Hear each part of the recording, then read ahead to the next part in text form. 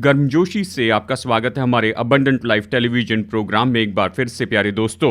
और मैं विश करना चाहता हूं कि आपका ये नया साल बहुत खुशी और आशीष का हो और इस नए साल हर एक दिन प्रभु यीशु आपसे मुलाकात करते जाएं और आपको आशीष दे, शारीरिक, भावनात्मक और आत्मिक रूप में। आपके लिए मेरी यही प्रार्थना है। मेरे पास आपके लिए विशेष संदेश है इस नए साल के लिए और शीर्षक है नए साल के हमारे मार्गों का मूल्यांकन। विलाप गीत अध्याय 3 वचन 40। हम अपने चाल चलन को ध्यान से परखें और यहोवा की ओर फिरें।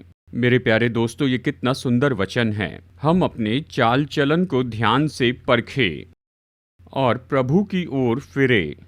एक और साल, जैसे हम इस नए साल में प्रवेश करते हैं, हमें अपने चाल चलन और मार्गों को परखना है। हम पिछले साल कैसे जिए हैं और हम नया साल कैसे जीने वाले हैं, इसके बारे में दो ही मार्ग हैं।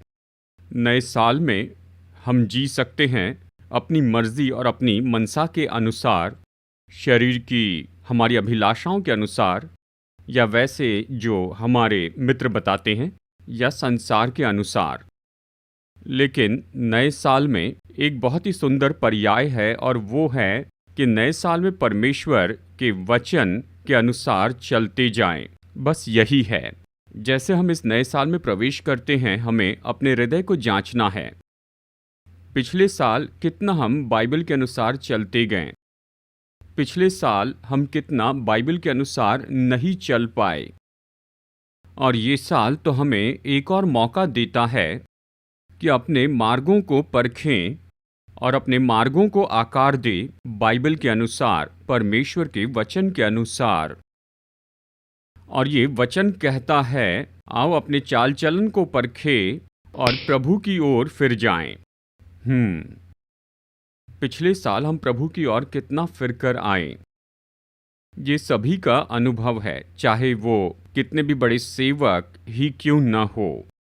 अभी भी निश्चय कुछ संभावना है कि हम लोग जो यीशु पर विश्वास करते हैं कि हम परमेश्वर की ओर और ज़्यादा फिरते चले जाएं।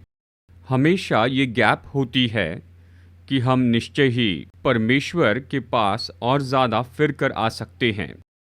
तो आइए इस साल हम ये निर्णय लें कि हम अपने यहोवा परमेश्वर की ओर फिर कर आएंगे, जो पिता, पुत्र और पवित्र आत्मा हैं, ज़्यादा और ज़्यादा बाइबल के अनुसार। और जैसे हम अपने हृदय को परखते हैं और फिर प्रभु की ओर फिरते हैं ज़्यादा और ज़्यादा, तो फिर नए साल में हम सही मार्ग पर चलते हैं।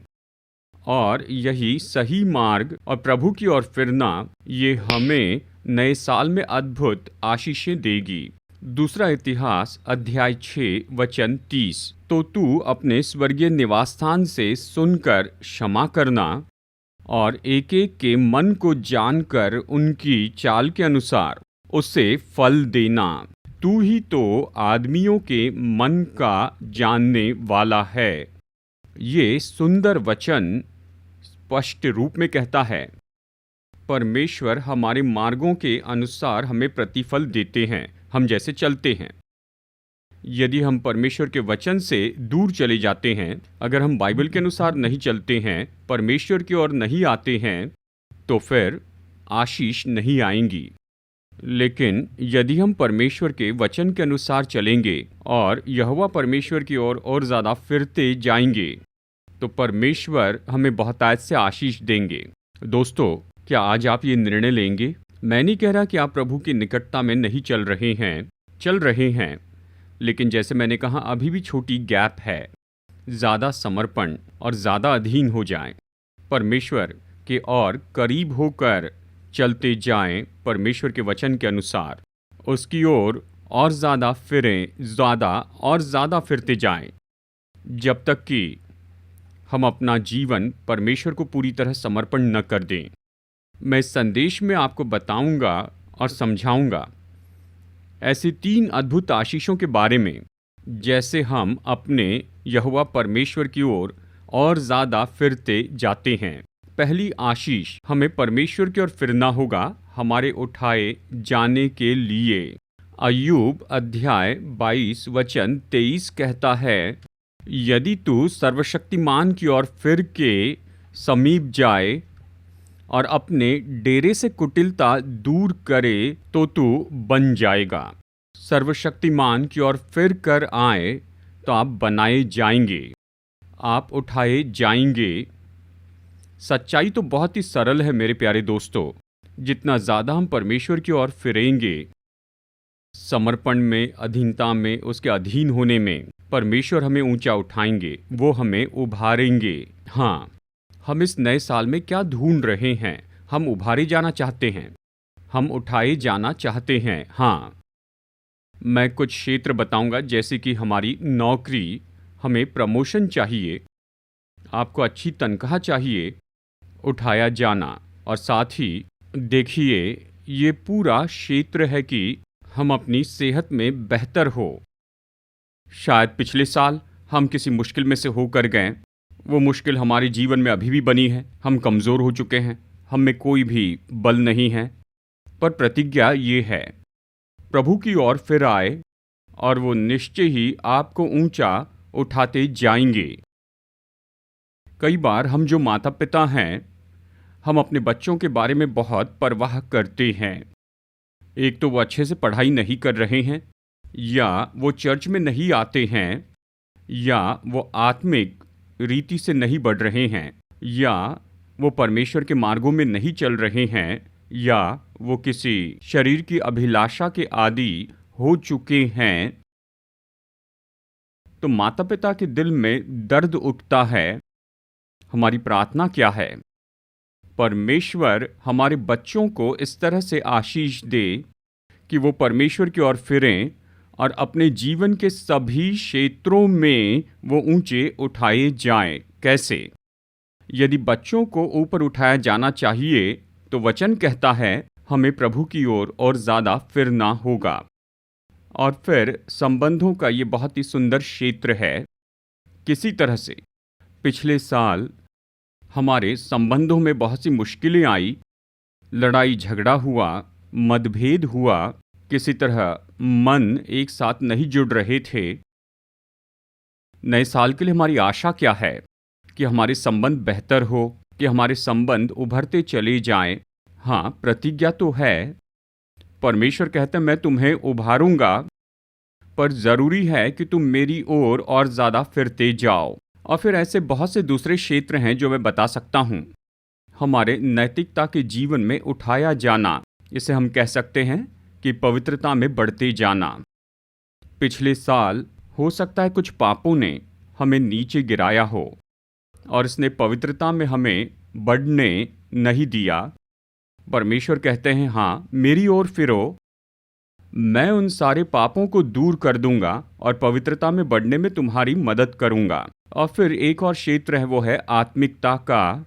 पिछले साल हम में से कई लोग आत्मिक रीति से बढ़ते चले गए, लेकिन ये नया साल हमें देता है बहुत ही सुंदर ऐसा अवसर कि हम आत्मिक रीति से और बढ़ते जाएं। फिर हम में से कुछ लोग प्रार्थना कर रहे होंगे कि परमेश्वर हमें आर्थिक रीति से उठाते जाएं। शायद कुछ लोग कर्जे में पड़े हैं, या कमी में हैं, या घटी में हैं, फंड्स नहीं। परमेश्वर उठाएंगे। और साथ ही इस नए साल में परमेश्वर हमसे प्रतिज्ञा करते हैं कि वो हमारी प्रार्थना सुनेंगे और हमें ऊंचा उठाएंगे, और जिन आशीषों के लिए प्रार्थना कर रहे हैं वो हमें देंगे। कैसे? प्रभु की ओर फिर जाएं। अब यहाँ इस वचन में एक बहुत ही महत्वपूर्ण शब्द है। अय्यूब कहता है सर्व शक्तिमान की ओर फिर के समीप जाएं। ये तो बहुत महत्वपूर्ण शब्द है। नए साल में मैंने बहुत से क्षेत्रों को देखा है जिनमें हमें बढ़ने की ज़रूरत है। हमें ऊंचा उठाया जाना चाहिए, हमें उन्नति करनी चाहिए, लेकिन हम सब जानते हैं कि ऐसी नकारात्मक शक्तियां हैं जो हमारी उन्नति रोक देंगी, नकारात्मक शक्तियां जो हमारी आशीषों के बहाव को रोक देंगी, नकारात्मक शक्तियां जो हमारे ऊंचे उठाए जाने को रोक सकती हैं। हाँ, इसका सरल अर्थ है कि हमारी अपनी शक्ति के द्वारा हम नए साल में ऊंचे उठाए नहीं जा सकते हैं। तो क्या करना चाहिए? सर्वशक्तिमान परमेश्वर की ओर फिरे। दोस्तों, हमें ऊंची सामर्थ चाहिए, ऊंचा बल चाहिए, जो लड़ सके नकारात्मक शक्तियों से, कि उन्हें हरा दे और हमें ऊंचाई पर उठाए इन सभी क्षेत्रों में जिसके बारे में अभी मैंने आपको बताया। और इसलिए परमेश्वर का वचन कहता है, सर्वशक्तिमान की ओर फिर कर आए। अब सर्वशक्तिमान में ये सामर्थ है, लेकिन ये सामर्थ कहाँ पर है? दूसरा कुरिन्थियों अध्याय 10 वचन 4। क्योंकि हमारी लड़ाई के हथियार शारीरिक नहीं, पर गढ़ों को ढा देने के लिए परमेश्वर के द्वारा सामर्थी हैं। पौलुस ने हमेशा हमारे प्रभु यीशु मसीह के क्रूस की सामर्थ के बारे में कहा। वो कहता है, ये तो उद्धार के निमित्त परमेश्वर की सामर्थ है।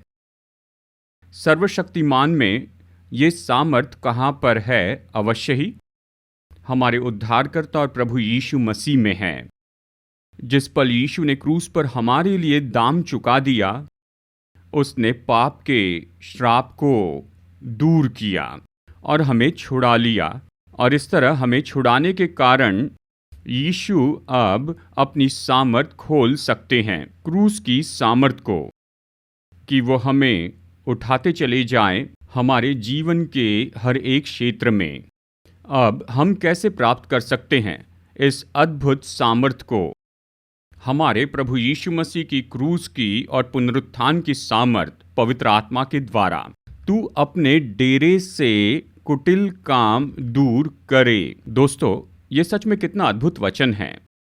हम कैसे अपने डेरे से कुटिल काम दूर कर सकते हैं? हमारे जीवन से, हमारे घरों से। सर्वशक्तिमान परमेश्वर की ओर फिर कर आए। जितना ज़्यादा हम सर्वशक्तिमान परमेश्वर की ओर फिर कर आएंगे, प्यारे दोस्तों, अपने अधर्म के कामों के बारे में पश्चाताप करना, यही तो कुंजी है। ये अधर्म या कुटिलता ऐसी बाहर नहीं जाएगी, परमेश्वर उसे दूर नहीं कर सकते हैं जब तक कि हम खुद पश्चाताप न करें। सच में पश्चाताप करें। इस नए साल हर एक दिन आइए घुटने टेक कर अपने हृदय को जांच ले। व्यक्तिगत रूप में, दंपति के रूप में, परिवार के रूप में, चर्च के रूप में अपने हृदय को जांच लीजिए कि क्या इसमें कोई कुटिलता है जो परमेश्वर के वचन के विरुद्ध में है। और फिर सच्चाई से पश्चाताप करें और परमेश्वर की ओर फिर जाएं। और फिर क्या होता है? यीशु अपनी सामर्थ खोलेंगे। क्रूस की सामर्थ और पुनरुत्थान की सामर्थ पवित्र आत्मा के द्वारा, कि उस कुटिलता को दूर कर दे। और एक बार जब वो कुटिलता दूर की जाती है, अब हम उस मार्ग पर हैं कि प्रभु हमें ऊंचा उठाते चले जाए हमारे जीवन के सभी क्षेत्रों में। दूसरी बात, हमें अपनी आशीष के लिए नए साल में प्रभु के पास आना चाहिए। होशे अध्याय 6 वचन 1। चलो हम यहोवा की ओर फिरें, क्योंकि उसी ने फाड़ा और वही चंगा करेगा, उसी ने मारा और वही हमारे घावों पर पट्टी बांधेगा। ये बहुत ही आसान है कि इस वचन को गलत तरह से समझे। वचन कहता है कि परमेश्वर ने हमें फाड़ा है, परमेश्वर ने हमें मारा है, तो परमेश्वर की ओर फिर जाएं। दोस्तों, हमेशा हमें याद रखना चाहिए, हमारे परमेश्वर प्रेमी परमेश्वर हैं। वो अनुग्रह और दया के परमेश्वर हैं। यीशु ये प्रेम के परमेश्वर हैं। वो हमें कभी नहीं फाड़ेंगे, वो हमें कभी नहीं मारेंगे। इसे लिख लीजिए। अगर कुछ गलत हो तो कभी मत कहिए कि यीशु ने मुझे फाड़ दिया या मुझे मारा। यीशु प्रेमी परमेश्वर है, वो ऐसा कभी नहीं करेंगे। तो हम कैसे फाड़े जाते हैं, हमें कैसे मारा जाता है? खास करके जब हम परमेश्वर से दूर चले जाते हैं, जब हम प्रभु से दूर चले जाते हैं। इस्राएल के लोग वो फाड़े गए यहोवा परमेश्वर के कारण नहीं, वे इसलिए फाड़े गए क्योंकि वे झूठे ईश्वरों की उपासना करते थे और अन्य जातियों के उन सारे बुरे कामों में भागी होते थे। ये तो उनकी गलत उपासना थी, ये तो उनके पाप थे, ये तो उनका भटक जाना था जिससे वे फाड़े गए, जिसने उन्हें मार दिया। तो हम ये याद रखें, जब हमारे जीवन में कुछ गलत होता है तो ये प्रभु से नहीं है।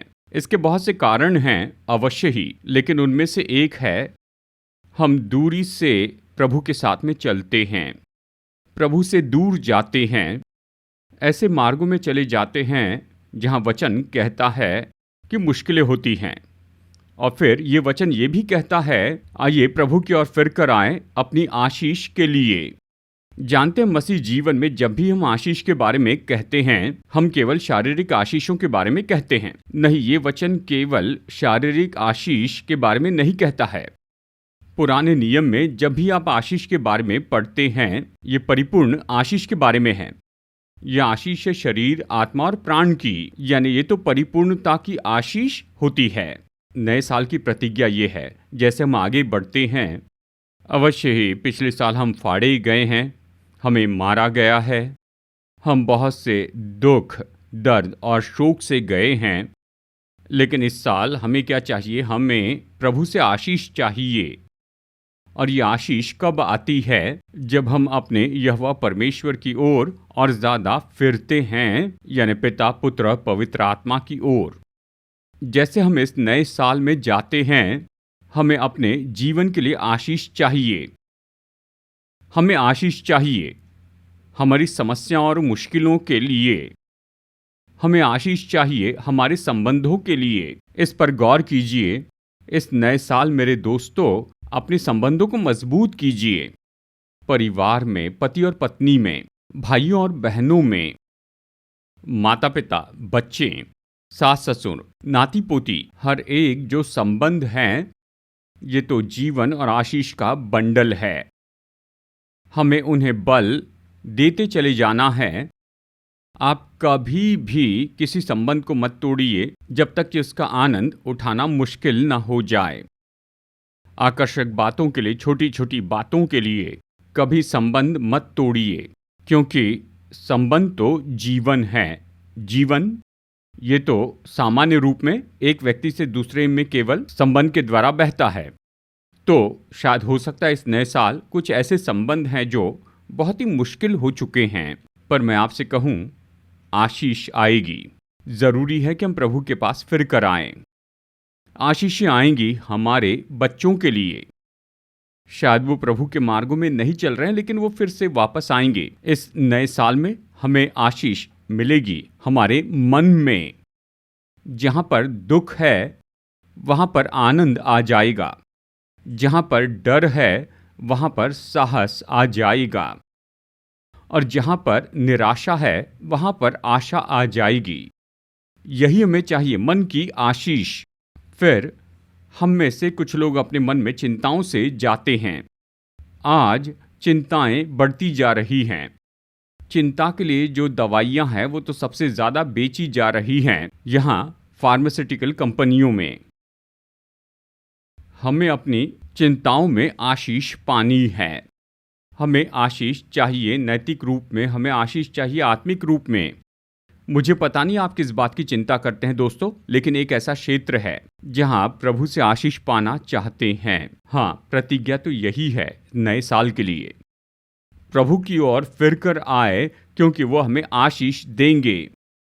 अब फिर कहूँ कि हमें वचन में से समझना होगा कि कैसे ये जो आशीष है वो आती है। यशायाह अध्याय 53 वचन 5 कहता है, उसके कोड़े खाने से हम चंगे हो जाएं। सामान्य रूप में ये वचन शारीरिक चंगाई के लिए कहते हैं। हाँ, ये कुछ इस तरह से कहता है, लेकिन यशायाह अध्याय 53 वचन 5 ये तो है उद्धार के बारे में, यानी परिपूर्णता के बारे में, शरीर, मन और आत्मा के बारे में। यीशु ने क्रूस पर हमारे लिए दाम चुकाया। उसने हमारे दंड को ले लिया। वो दंड तो हमारे प्रभु यीशु मसीह के क्रूस के ऊपर पूरा हो गया। जबकि वो दंड पूरा हो चुका है, छुटकारा आना चाहिए, आशीष आनी चाहिए। और इसी कारण के लिए यीशु ने कहा, ये लहू तो बहुतों के छुटकारे के लिए बहाया गया। ये तो थियोलॉजिकल शब्दों में भारी शब्द है। छुटकारा मतलब दाम चुकाने के लिए। यीशु ने ये दाम चुकाया और उसमें ये सामर्थ्य है कि हमारे जीवन के सारे क्षेत्रों में हमें आशीष दे। अब हम कैसे ये आशीष पाए? यीशु के क्रूस की सामर्थ्य के द्वारा। इसके लिए बहुत से सुंदर वचन है, लेकिन आप इसे गौर से सुनिए। होशे अध्याय 6 वचन 2। 2 दिन के बाद वो हमको जिलाएगा और तीसरे दिन वो हमको उठाकर खड़ा करेगा, तब हम उसके सम्मुख जीवित रहेंगे। कुछ हिब्रू अनुवाद कहते हैं ताकि हम उसकी उपस्थिति में जी सकेंगे। हाँ, इस नए साल हमें परमेश्वर की ओर फिर कर आना है और जितना ज़्यादा हो सके हमें परमेश्वर की उपस्थिति में रहना सीखना होगा। व्यक्तिगत प्रार्थनाओं के द्वारा, रविवार के दिन त्रिएकता की आराधना करना, चर्च में समय पर जाना, परमेश्वर का वचन पढ़ना, इसका अध्ययन करना, प्रार्थना सभाओं में जाना और परमेश्वर के दास आपके लिए प्रार्थना करते जाएं। तो फिर क्या होता है?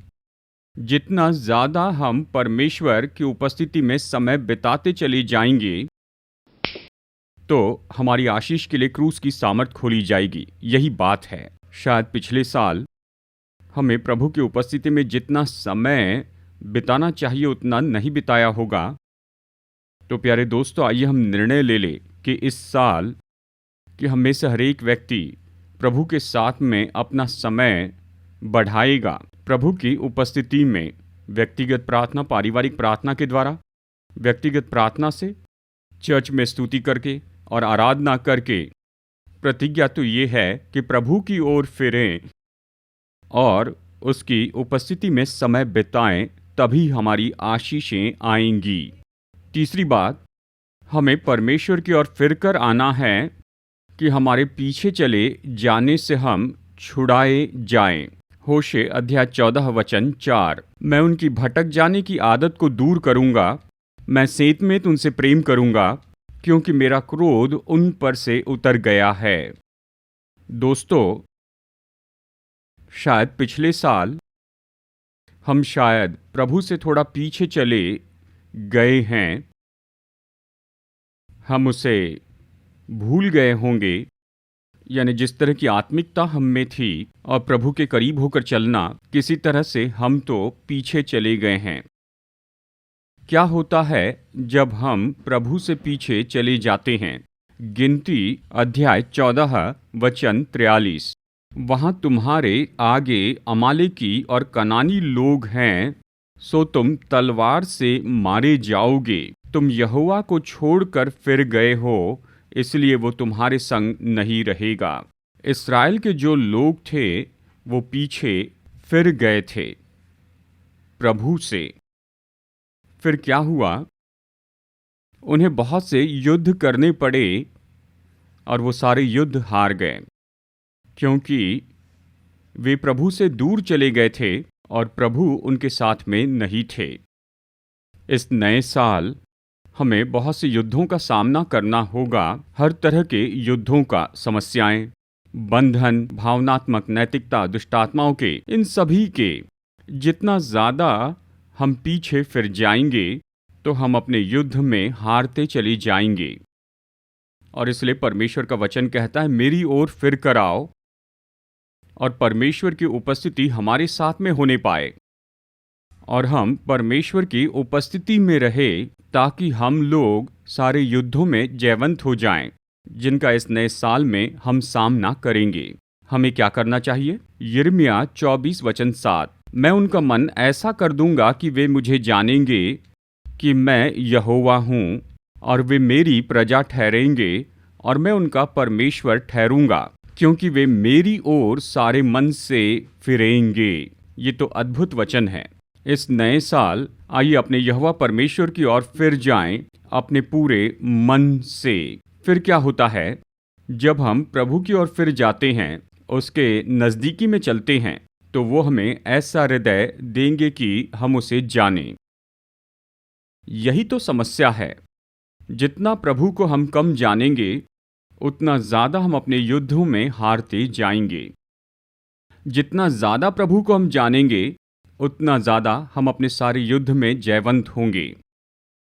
तो आइए इस नए साल में परमेश्वर की ओर फिर जाएं, अपना हृदय उसे समर्पित कर दें, ताकि वो हमें इस तरह से बदल दे कि इस पूरे नए साल में हम उसे जानने पाएंगे और ज़्यादा अपने यहोवा परमेश्वर के बारे में, यानी पिता, पुत्र और पवित्र आत्मा के बारे में। जितना ज़्यादा हम उसे जानेंगे, उतनी ज़्यादा उसकी उपस्थिति होगी। जितनी ज़्यादा उसकी उपस्थिति होगी, हमारे सारे युद्धों में हम अद्भुत विजय पाएंगे। आइए प्रार्थना करते हैं। बहुमूल्य परमेश्वर स्वर्गीय पिता, आपके वचन के लिए धन्यवाद, जो आपने हमें स्पष्ट सिखाया है कि अपने मार्गों को जांच ले। शायद पिछले साल हमें जितना आपके मार्गों में चलना चाहिए था, उतना तो हम नहीं चले हैं, लेकिन इस नए साल आप हमें बता रहे हैं कि आपकी ओर फिर कर आए। प्रभु, बहुत से अलग तरीकों से मदद कीजिए हमारे उद्धारकर्ता प्रभु यीशु कि हम आपकी ओर फिर कर आ जाएं। जैसे हम आपकी ओर ज़्यादा और ज़्यादा फिर रहे हैं, आपके लिए ज़्यादा समर्पण और अधीनता रखते हैं कि आपकी नज़दीकी में चलें। आप हमें वो उन्नति दीजिए जिसकी आपने प्रतिज्ञा की है। हमें वो आशीष दीजिए जो हम सबको इस नए साल में चाहिए। और प्रभु जी, हमारे पीछे हटने को आप दूर कीजिए। मदद कीजिए कि हम आपकी ओर लौट आए, कि आप हमारे साथ में हो, कि हम आपको और ज़्यादा जान पाए, कि हम इस नए साल में हमारे सारे युद्धों में जयवंत हो जाएं। और ये नया साल आप सच में हमारे लिए बहुत ही आशीषित बनाइए, जो आशीषों और बहुतायत के जीवन से भरा हो। अपने लोगों को आशीष दीजिए, क्योंकि मैं प्रार्थना करता हूँ हमारे उद्धारकर्ता प्रभु यीशु मसीह के नाम में, आमीन। हमारे उद्धारकर्ता प्रभु यीशु मसीह के नाम में आप सभी लोगों को अभिवादन। दोस्तों, कृपया कर आप इस वीडियो को देखिए, जो हमारी सेवकाई के बारे में पूरा विवरण देता है। ये सेवकाई तो स्थापित की गई है हैदराबाद, भारत में, और हम 6 महान सेवकाइयों में जुड़े हैं। नंबर 1, मैं टीवी पर आता हूँ और 5 भाषाओं में वचन का प्रचार करता हूँ। इंग्लिश, हिंदी, तमिल, मलयालम और तेलुगु में। लाखों लोग इन संदेशों को सुन रहे हैं और वो उद्धार पा रहे हैं, और विश्वासी अपने विश्वास में बल पा रहे हैं। और हमारी दूसरी सेवकाई है प्रचार की सेवकाई, जहाँ मैं बहुत सी जगहों पर जाता हूँ, केवल भारत में ही नहीं लेकिन विदेशों में भी। और इस प्रचार की सेवकाई के द्वारा सभी चर्च के विश्वासी परमेश्वर के वचन के द्वारा बल पाते हैं। हमारी तीसरी सेवकाई तो पास्टर्स के लिए कॉन्फ्रेंस हैं। हर साल हम पास्टर्स के लिए 2 कॉन्फ्रेंस करते हैं। लगभग 130 पास्टर्स आते हैं, सभी अलग अलग प्रोटेस्टेंट चर्च से, और 4 दिनों तक हम उन्हें मसीह सेवकाई के अलग अलग दृष्टिकोण के बारे में ट्रेनिंग देते हैं। हम उनकी यात्रा का खर्च चुकाते हैं, रहने खाने की सुविधा देते हैं, हम उन्हें किताब भी देते हैं, और साथ ही हम उन्हें नए कपड़े भी प्रदान करते हैं जैसे वो अपने घर लौटते हैं। और चौथी सेवकाई है एमोरी मिशन हॉस्पिटल, जिसके द्वारा हम अद्भुत सेवकाई कर रहे हैं। ऑर्थोपेडिक में, गायनेकोलॉजी और ऑब्स्टेट्रिक्स में बहुत से गरीबों की सेवा करते हैं। हर महीने हजारों गरीब ऐसे मरीज पा रहे हैं बहुत ही उत्तम मेडिकल सहायता इस एमोरी हॉस्पिटल द्वारा। नंबर 5, हमारे 3 अच्छे चर्च हैं जिनके द्वारा हम अच्छी सेवकाई कर रहे हैं, और बहुत से लोग अपना जीवन प्रभु को दे रहे हैं। और इन चर्च में प्रभु का वचन प्रचार किया जाता है। ये इन्हें बल देता है और इनकी मदद करता है कि अपने आत्मिक जीवन में बढ़ते जाएं। और हर महीने हम कुछ गरीब परिवारों को ऐसे ही चुनकर उन्हें देते हैं चावल, दाल और दूसरे अनाज। कृपया हमारी सेवकाई के लिए प्रार्थना कीजिए। अगर आप चाहते हैं कि हमारा न्यूज़लेटर पाए जिसका नाम है सीड, तो कृपया अपना पता स्क्रीन पर दिए हुए व्हाट्सएप नंबर पर हमें भेजिए, तो मैं तुरंत ही आपको अपना न्यूज़लेटर भेजूंगा। अगर आप में से कोई हमें कुछ योगदान भेजना चाहता है या एक प्रोग्राम के लिए स्पॉन्सर होना चाहता है, कृपया हमारा QR कोड नोट कीजिए, इसे स्कैन कीजिए और आप हमें ऑनलाइन अपनी भेंट भेज सकते हैं। परमेश्वर आपका आशीष दे, जैसे आप बहुत ही महत्वपूर्ण और कार्यनीति से फलवंत सेवकाई में स्पॉन्सर बनते हैं।